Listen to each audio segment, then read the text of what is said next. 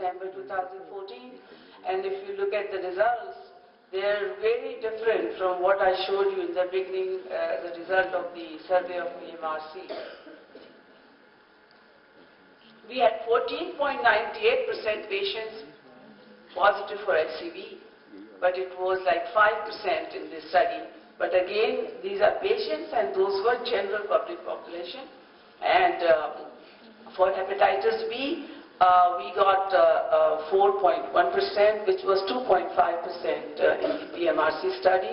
So you can imagine the normal population, 2.5% are positive for hepatitis B infection. But in the patient population who are showing symptoms also, it's not that high, and the reasons for this are very clear. We have a very safe vaccine available, so people are getting, vaccinated.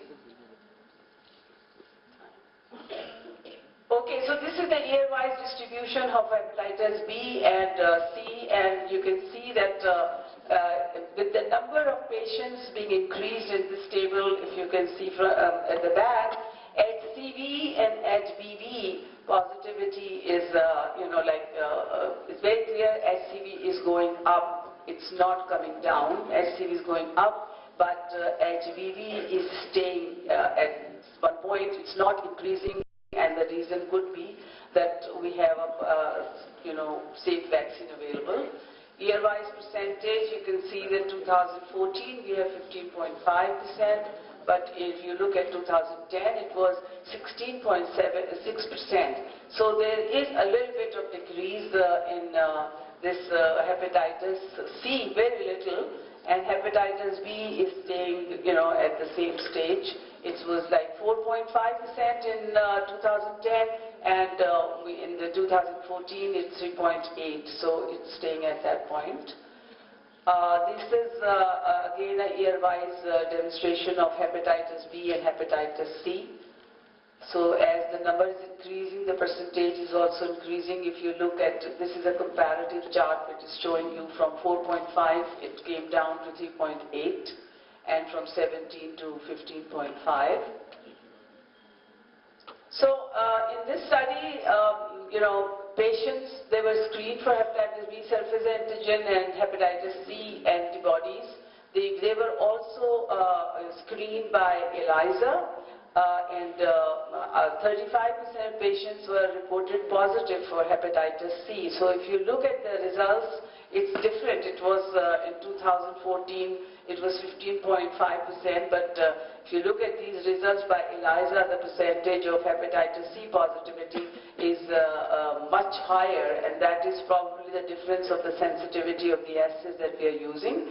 And it was 70% for hepatitis B. And if you remember, it was like 4.5%, and then it has come down to 3.8. So this assay is detecting a much, little presence of this, and the assay is more sensitive. This is a year-wise demonstration of the results. And then in 2010, I think I've shown you this. So percentage of prevalence of this by ELISA, as I just showed you the results, they're showing more. And then we did the detection of hepatitis B and C, by using a different method, that is chemiluminescence microparticle immunoassay, and the results show that 16.7% patients reported positive for hepatitis B, so that is also even much higher as compared to ICT. So it speaks volumes about the false positivity by ICT that we are using. And if you look at hepatitis C, it's like 56.1%.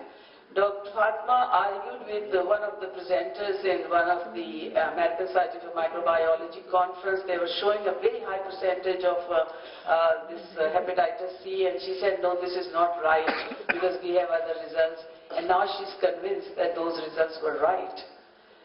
Okay, so this is again the same depiction of hepatitis showing the difference, and this is a chart which probably you can't read from that distance, and what we are showing here is that the overall number of patients tested in ICT, ELISA and CMIA. And you already learned that CMIA is much more sensitive, and the next one, a sensitive other one is ELISA, but ICT has some false positive results. Okay, so comparison of HCV by using ELISA in a public sector hospital and general population. So PMRC study was a general population. So if you look at these results, HCV by ELISA method and HCV by ELISA in a hospital, a civil hospital basis. So it's different. In the hospital, again, it's the patient's population and the general population in the PMRC study. So the percentage is is different, and it's very obvious. And the same way using ELISA for, by other methods, that's another representation.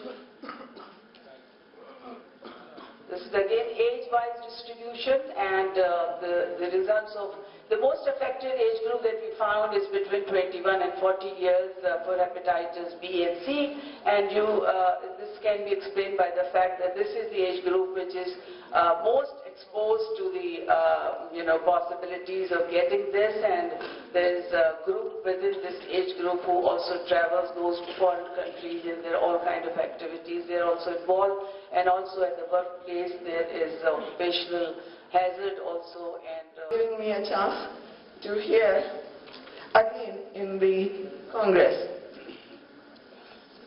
Starting with the name of Allah, Bismillahirrahmanirrahim. Oh, okay.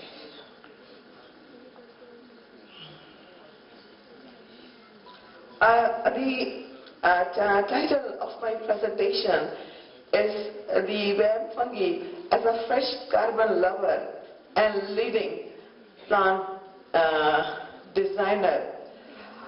This is a title which I gave to my studies after 10 years of study, where I gave the new role to the AM fungi. What is AM fungus? Arbuscular mycorrhiza. The previous name is vesicular arbuscular mycorrhiza. Today's its name is referred arbuscular mycorrhiza. Everybody knows that it's propagated through spores in roots of the plants, and in my opinion, my research suggests that it is a natural bio-tool of bioengineering and biotechnology for carbon removal. And for plant, because I'm a photochemist. My PhD belongs to photochemistry. So I gave the name to the plant, not as a plant from the Department of the Botany. I gave it as a bioprocessing industry, where a lot of reaction is continuously goes on. And some of them are, in my opinion, because I decided to give the new names, that's a bioreducer, it's a bioproducer, it's a bioconverter, it's a biochemical activator, and bioindustry.